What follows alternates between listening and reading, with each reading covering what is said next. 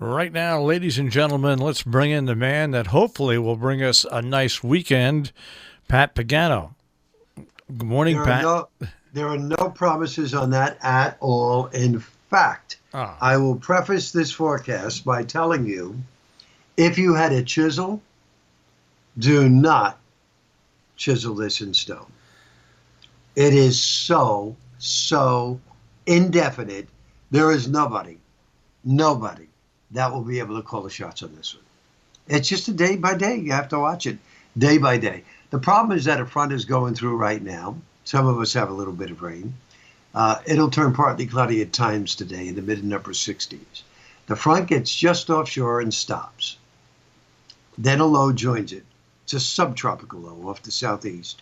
Joins the front and starts wiggling up the front.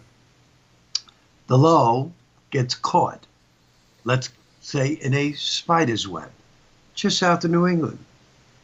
And it meanders. When it meanders north, we get rain. When it meanders south, it's just overcast. You tell me best time to getting the rain, and I'll say to you, go for it, because just toss a coin. I think tonight will cloud up again. We'll be in the 40s. Tomorrow we'll have rain or drizzle, mid 50s. Rain and drizzle Thursday, mid 50s. Showers on Friday, 60 to 65. Now, even if this storm moves far enough south Saturday, a front to our west will bring showers. So I don't think we have a dry forecast for Saturday. It's not going to be a wet one. The only way it could turn out wet is if the storm were to come closer to the coast. And we don't know that. I do feel that Sunday will be the better of the 2 days, and we should at least be back to some sun on Sunday. well, you do know that this weekend is Columbus Day weekend, and we have the Salisbury Fall Festival Friday, Saturday, and Sunday. And the big wrap up on the Fall Festival on Sunday is the Brewski Fest at Satry Hill, which raises funds for the Salisbury Winter Sports Association, and also Sunday in the Country Food Drive. But also on Sunday morning, it's the Daisy Hill Day of Fun at Daisy Hill Farms, where Sunday in the Country is there raising funds for the food drive from 11 until 3. Pine Plains has their Fall Festival on Friday and Saturday. There's just, I mean, this weekend is just packed with things. So it looks like you're thinking we might get showers on Saturday, but not steady rain, right? Right. Again, steady rain's not out of the question if that That's storm right. comes north. It's not nothing's etched in stone. All right. And yeah, I'm not too thrilled with the performance of the models, especially the American model, which I feel is just not around long enough to have a good base history of what's going on. On the other hand, the European model is giving us a little bit of light at the end of the tunnel, not much, but a little bit. And keep in mind that this is the weekend that I close up my That's lake. right. That's right.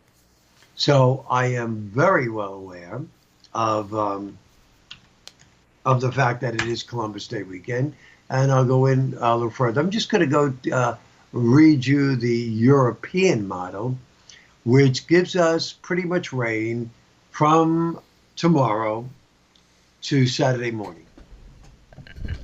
As of after 8 o'clock Saturday morning, we're cloudy, but we don't get any rain. And again, nothing on Sunday. Sunday should be the better of the 2 days.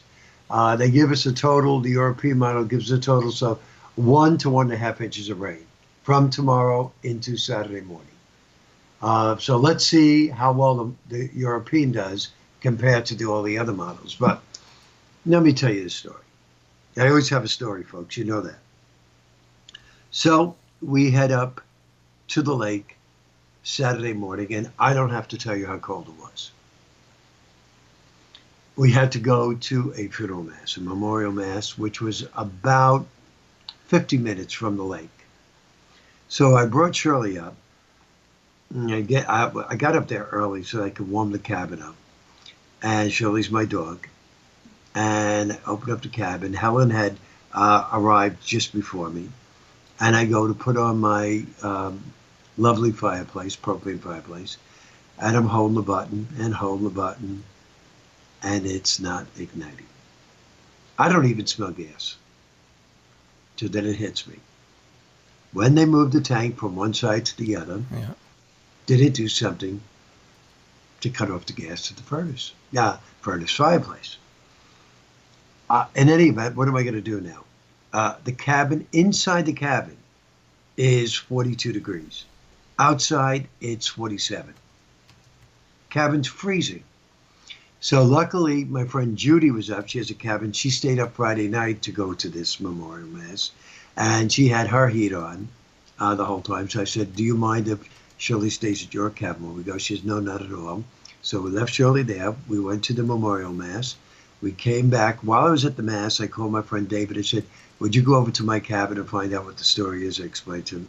He texted me back. He said, "Pat, there's no gas coming in that line."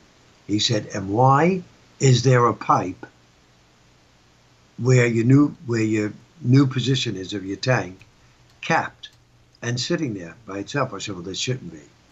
So when I got back, which was about 2 o'clock in the afternoon, I went, I looked underneath the cabin, I followed the line, and sure enough, when they moved the tank, there was a T there, and he unhooked the bottom hose, capped it, and hooked up the tank.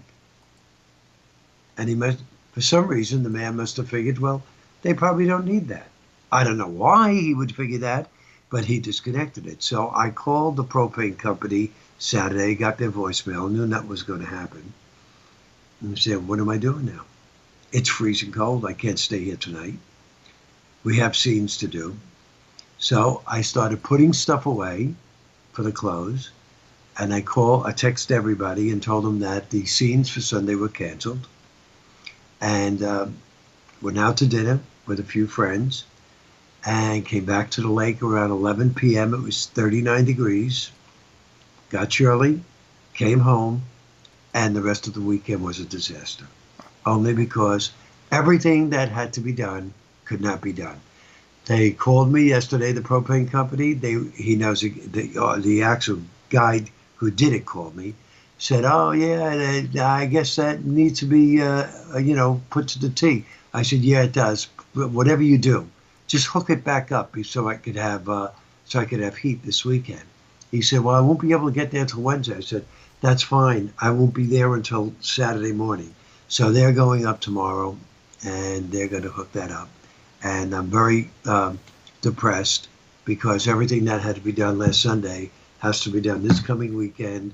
Plus, I have to close, and the weather's not going to cooperate. So I'm upset. Oh, you should be upset. Yeah, You should be nothing's upset. going right. Oh, that's amazing. Well, Pat, what the heck, you know? At least the Yankees swept last night. They're now going to the American League Championship Series. I know, and as you know, we're still forecasting. That's right, and that means you're going to be forecasting them. They start play, I think. Tonight, right? No.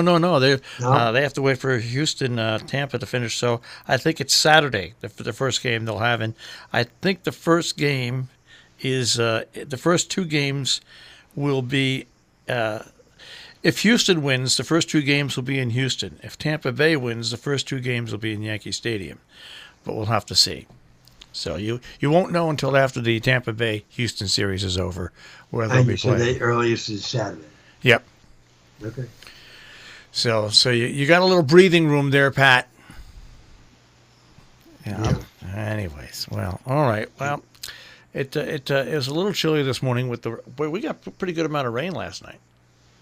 Yeah, with the front. That's all with the front. That has nothing to do with this storm. My poor That's dogs why are I'm out. very concerned. My poor dogs were going out to the bathroom last night, came back in soaking wet, but they both did what they had to do, but they just came back. I had to dry them. It took 4 towels to dry the bowl. Dry them off, Oh, yeah. Unbelievable. Yeah, you see, I wish Shirley was like that because when it's raining, she won't go out. You have to literally get an umbrella, put her on the leash, and take her out.